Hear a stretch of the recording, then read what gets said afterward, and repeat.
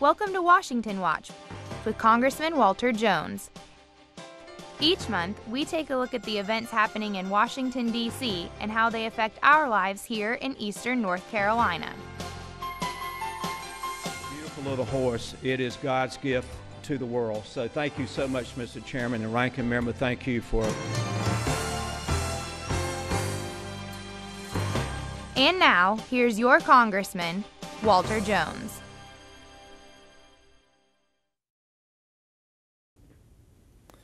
Welcome to the July 2014 edition of Washington Watch. Today's guest is Congressman Thomas Massie, who represents the 4th District of Kentucky. Congressman Massie earned both a bachelor's degree and master's degree from the Massachusetts Institute of Technology and later founded SensAble Technologies, Inc., based on technology that he invented while in school. Mr. Massie went on to serve as the Judge Executive for Lewis County, Kentucky, before being elected to Congress in 2012. He and his wife Rhonda have 4 children. I must tell you that I have watched this young man, and he is one of the brightest stars that the Republican Party has in the House of Representatives. Thomas Massie, thank you for being on our show. Thank you, Walter. I think you're too kind, though. Well, I'm telling the truth. The people know that about me. They say I'm a man of integrity, and if I see something, I'll tell it the way I see it. So thank you. Thank you. Thomas, you have been well known in the brief time that you've been in Congress about your concern about the overreach by our federal government into our private lives. Recently, you had an amendment on the Department of Defense authorization bill that I would like for you to discuss for those people watching this show in eastern North Carolina, because most of those people share your concern and my concern that the federal government is involved too much in our private lives. Would you discuss that amendment for a few minutes? Well, absolutely, Walter. You know, there's some people in the government that think that you can't keep people safe and follow the Constitution. But I believe that we can follow the Constitution and keep people safe, and people back home know that. The Fourth Amendment in particular is the one bill in our Bill of Rights that's been run roughshod over recently by the NSA as these revelations come out. The program that my amendment seeks to reform is the one where the government harvests all of the data, not the metadata. You know, your listeners may have heard about, well, we're just keeping track of who you called and how long you talked for. Well, there's another program where we collect your photographs, your emails, record your conversations, if we think you're talking with somebody overseas. Now, the problem in the internet world in this day and age is your email could go around the world before it goes back to your neighbor. And the same thing with your phone call. And so what the government's done, they accidentally collect a lot of information on people that have nothing to do with terrorism, people that aren't even talking to people overseas. It could be talking with your neighbor. They've built this huge haystack. Now, they're supposed to go in that haystack and look for a needle that's a terrorist or something that's going to be harmful to our way of life or our government. But what they've been doing, and this has been revealed in recently declassified FISA court opinions, that's secret court opinions, is they've been going in that haystack and looking for information on U.S. persons, specifically U.S. persons that have nothing to do with terrorism. What my amendment does is it says, if you want to go into that haystack and look for information on U.S. persons, you need to have probable cause and you need to get a warrant, just like we've done for the last 200 years. Well, I want the people watching this show to know that you have been such an advocate for protecting those rights of the, I go back to Judge Napolitano that wrote a book called A Nation of Sheep, that we would sacrifice our securities to the promise of the federal government to protect us from foreign entities. And this amendment that you had on the floor, you had strong bipartisan support. The amendment passed 293 to 123. This is an issue of civil rights, and it's not an issue of Democrat or Republican. But I want to commend you for you and others who have joined you in trying to ensure that our privacy are protected and we can still fight the war on terror. Well, and the great thing about that vote total is it's a veto-proof total. If this were a standalone bill and we passed it out of the House with that kind of majority, It doesn't matter that the president, in spite of what he says, you know, he campaigned on more civil liberties and more transparency and you know, privacy for Americans, yet he's not following that.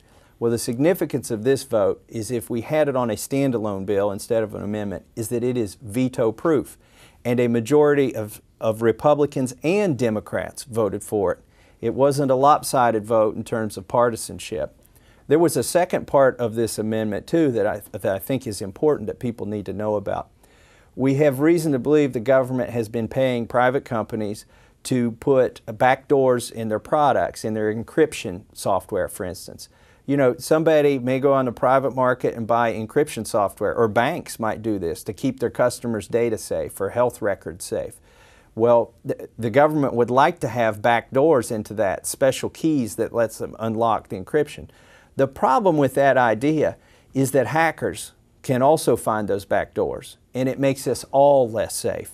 And the other thing it does when the government pays companies to put backdoors in their products, it makes them less desirable overseas. This will, you know, if we don't reform that behavior of the government, it's already affecting our economy, and it's affecting the viability of our products in Europe and in Asia. They don't want to buy them. Already in the last year, we've seen the demand go down as they suspect that our products may have defects built into them paid for by our government. The second part of my amendment prevents the government from doing that, from paying those companies to put those backdoors in there. So it makes economic sense. It makes us more secure if those backdoors aren't there.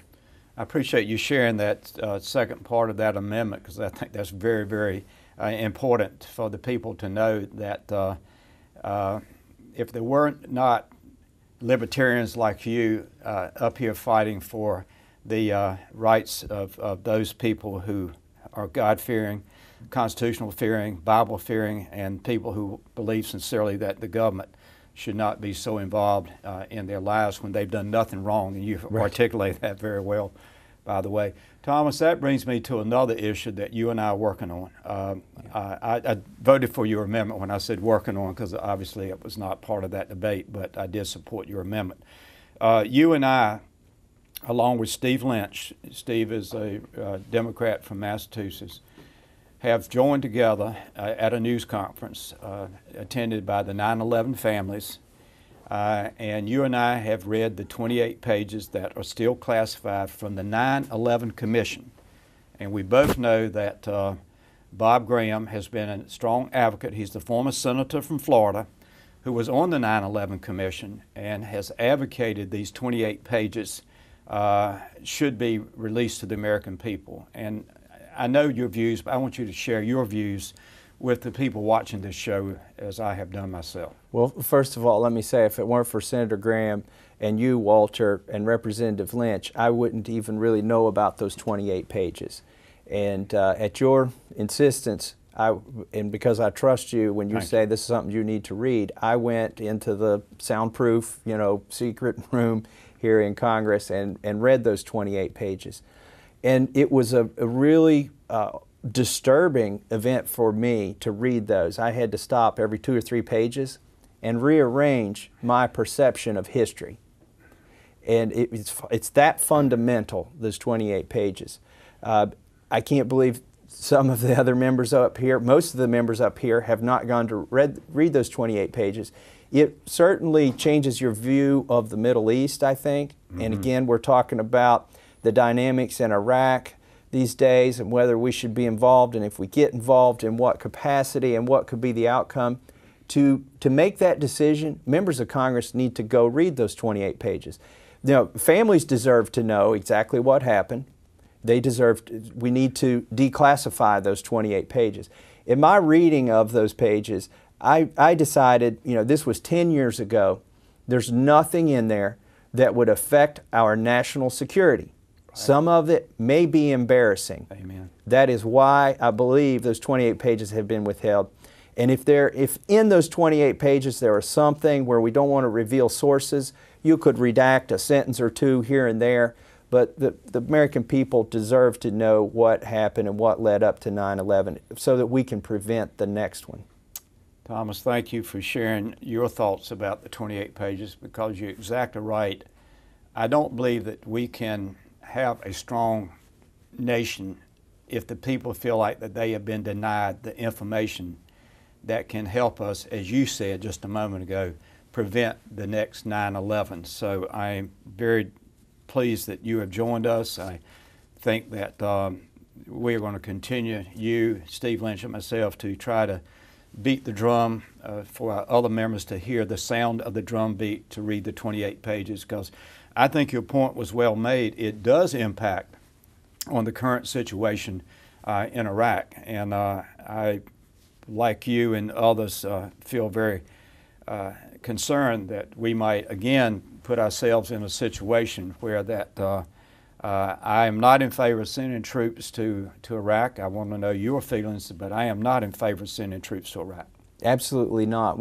I don't believe we should put boots on the ground there. In fact, I think before the President does anything, he should return to Congress. This is not the same war that we fought. These are different enemies. This is a civil war. This is a different dynamic. And the President, I hope he will follow the Constitution and come to the only body that can authorize a war or involvement there. And he needs to make the case publicly about what our national interests are, and we need to debate that. All 435 members of Congress should debate that among ourselves before we commit lives over there. The men and women that have so bravely stepped up to defend this country and to follow the leaders that lead them, we owe it to them to have a full debate on this.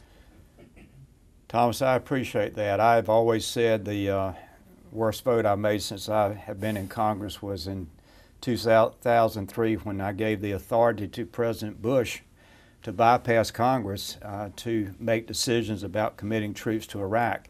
And that goes back to your point. We do have a Constitution, and when we abdicate our privilege to serve based on the Constitution to any president, whether it be Democrat or Republican, and it deals with war powers, we are making one of the worst mistakes I think we can make as members of Congress, not to defend our right to debate, as you said, whether we should commit troops or not. Yeah, every time we let those unilateral decisions, which should be not unilateral decisions, but they should be involving Congress, every time we let them happen and don't speak up, it erodes the power of the legislative branch here and transfers more to the executive.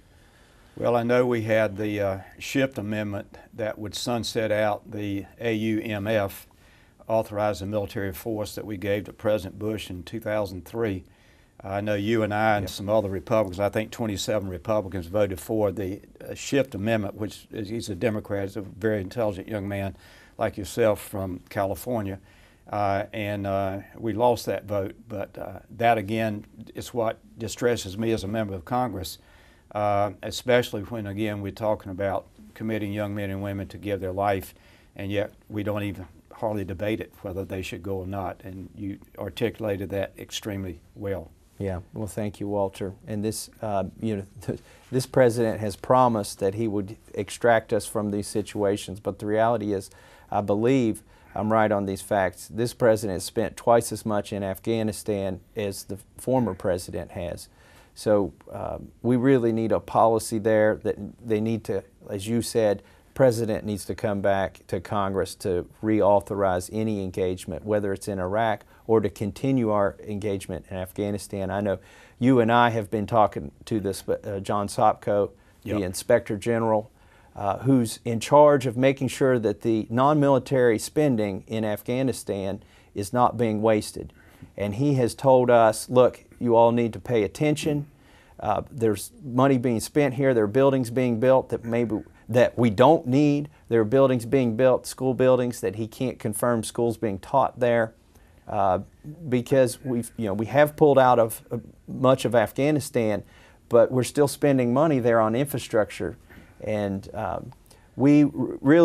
think Congress needs to take another look at that. We've spent $80 billion of non-military spending in Afghanistan. We're on the hook, as you well know, for another $20 billion, and we are propping up the government there.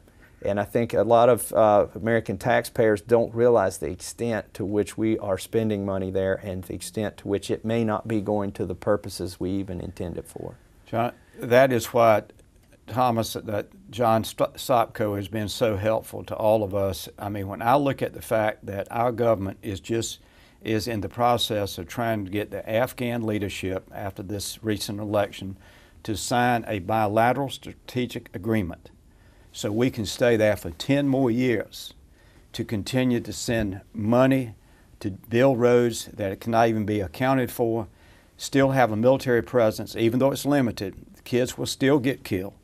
Young people and old people will still be murdered, and it just does not make any sense. And I can honestly tell you that I will continue to work with you and others to bring some sanity to our foreign policy. And we had 3 Marines tragically killed last weekend who were with the engineering department of the United States Marine Corps building roads in Afghanistan, and all 3 were killed. And I think about all the infrastructure need we have in this country today, how tragic it is from the waste of money and life that we have in Afghanistan. So I concur with you. Thomas, we have about 3 or 4 minutes left in this segment. I'd like to ask you to talk a little bit about the Liberty Caucus, which I'm proud to be a member of, but you are very active with it along with Justin Amash, and let the listeners know in the next couple of minutes the Liberty Caucus that I'm proud to be part of. Yeah, Walter, you are a great part of that. That's a bright spot in this swamp up here in Washington, D.C. is the Liberty Caucus. I sat down the other day and counted, there are about 36 members who come to the Liberty Caucus. Now, at any one time, we might have 18 at a meeting because everybody's busy up here. But there are 36 members, I think, here in Congress that support liberty fairly consistently on these issues. And it's so important, that meeting that we have on Thursdays where we get together.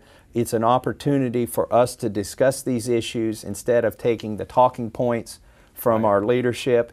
We talk about the issues, and there's no grandstanding in those meetings. Everybody is on an equal playing field, and it's been a breath of fresh air for me. I think this would be a lot harder place for me if we didn't have the Liberty Caucus, and Justin Amash is the leader of that. He's done a great job pulling that together, and we talk about privacy issues, we talk about the issues in Iraq, but really I think what brings us all together is the fiscal irresponsibility of Washington, D.C. Amen. And we spend most of our time talking about that, whether it's raising the debt limit again or whether it's pulling the wool over the eyes of the American public, but they're waking up to it about baseline budgeting, where in fact they call it a cut and it's not really a cut, and the media lets them get away with it on TV. And just exposing that, I think, has been one of the useful things that the Liberty Caucus has done.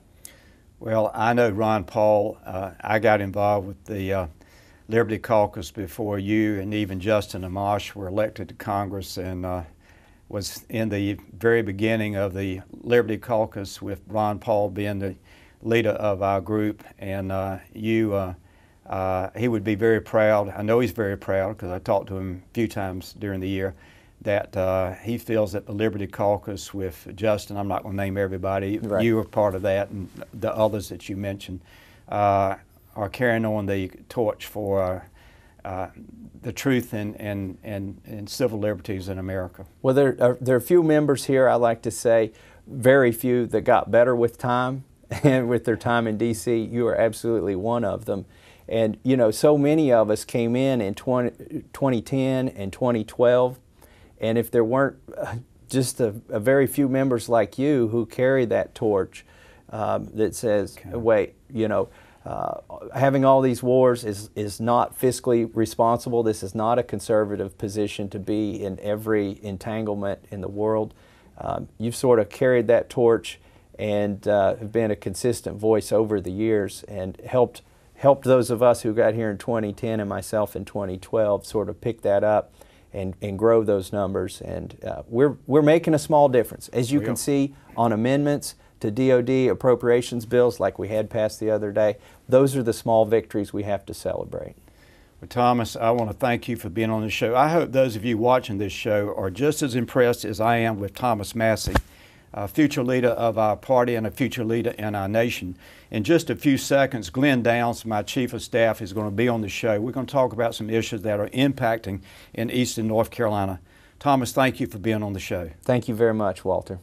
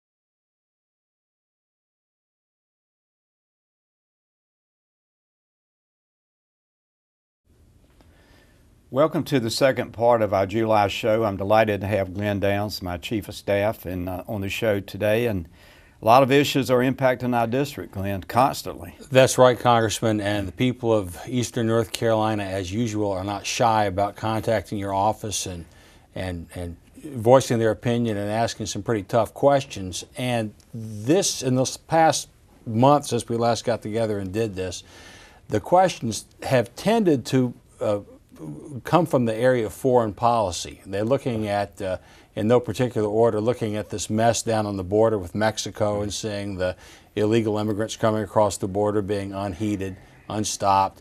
They're looking at the resurgence of terrific violence, sectarian violence in Iraq, and President Obama's and others' desire to re-engage the United States in that.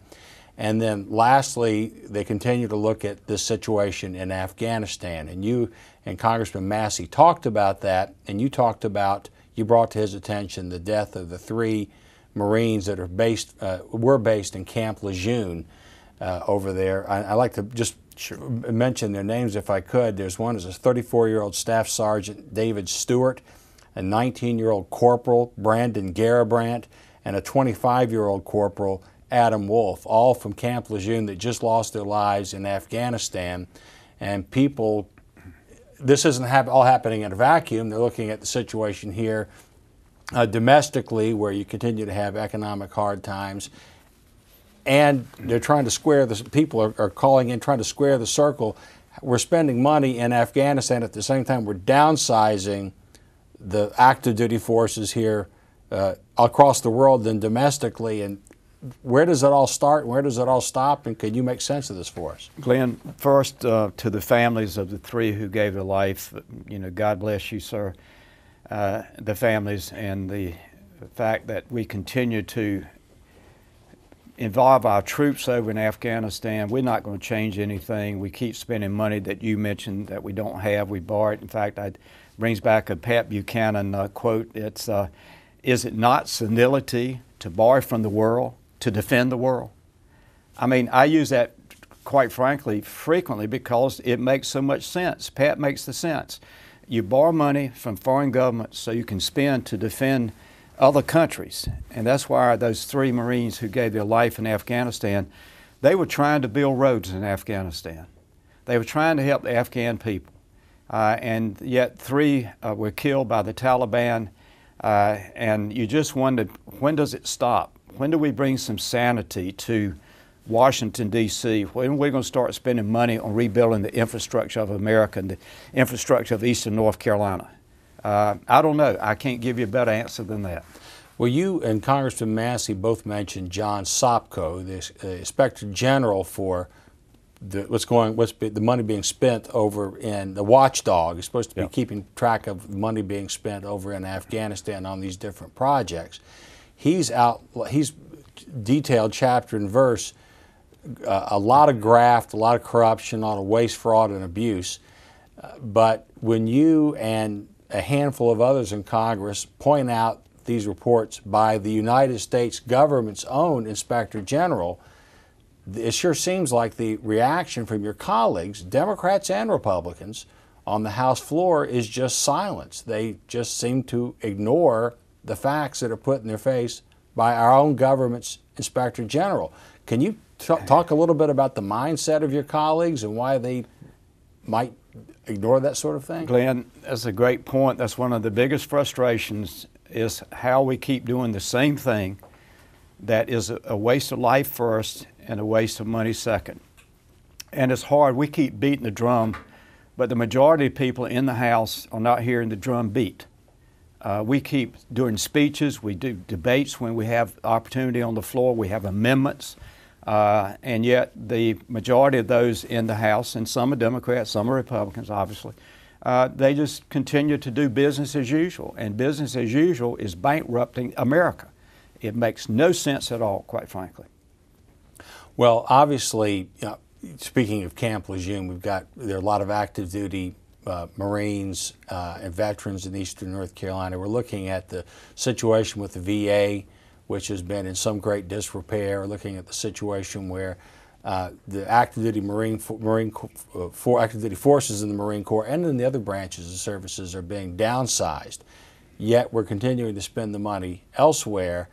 At what point does the spending overseas begin to really bite in a big hard way into money that's going to be spent here domestically on national security expenditures, but here domestically at places like Camp Lejeune, Cherry Point, other places like that? Glenn, in my humble opinion, 2015 is going to be a critical year. I think it's going to be one of the most difficult budget years this country has seen in the last 20 years. I really do. I think that the issues we're going to have to deal with, whether it be with the military or with veterans issues or Social Security issues, the fact is we have spent ourselves into this situation where I think we're headed for a collapse, quite frankly. Now, whether that will happen in 2015, I don't know. Only God knows. But I can tell you this, that when you continue to spend money that you don't have and you raise the debt ceiling, then there's going to come a day of reckoning, and I think it's sooner rather than later. Our time is short, but speaking of spending money that you don't have, and speaking of national security, as we're taping here today, only about a week ago, the United States Senate appropriated an additional $1 billion just to take care of this new flood of teenage illegal immigrants that have come over from across the Mexican border into the United States from Mexico and Central America. Where do you stand on border security and what needs to be done next, and any thoughts you might have on that, please? Well, first of all, I don't know where the Senate got the $1 billion unless they called up the Chinese and said, send us $1 billion because we can't pay it ourselves. And secondly, I think we've got to do a better job of securing the border. I think that there is no reason that these children, I know they're children, I understand that. I'm a pro-life member of Congress. But I can honestly say that I think this is a concentrated effort from Central America, maybe even the leadership in Central America, to send these children over here to complicate our problems with illegal aliens in this country. I sincerely believe that we need to stop it, and we need to send the children back to the countries that they were sent from. And I will always, Glenn, I think the time is running out as usual, but thank you for being on the show. Thank you for the questions that you brought up that are coming from the people of Eastern North Carolina. Thank you for your service to the people of Eastern North Carolina. Please, God, continue to bless our men and women in uniform, and please, God, continue to bless America. Thank you for watching this show.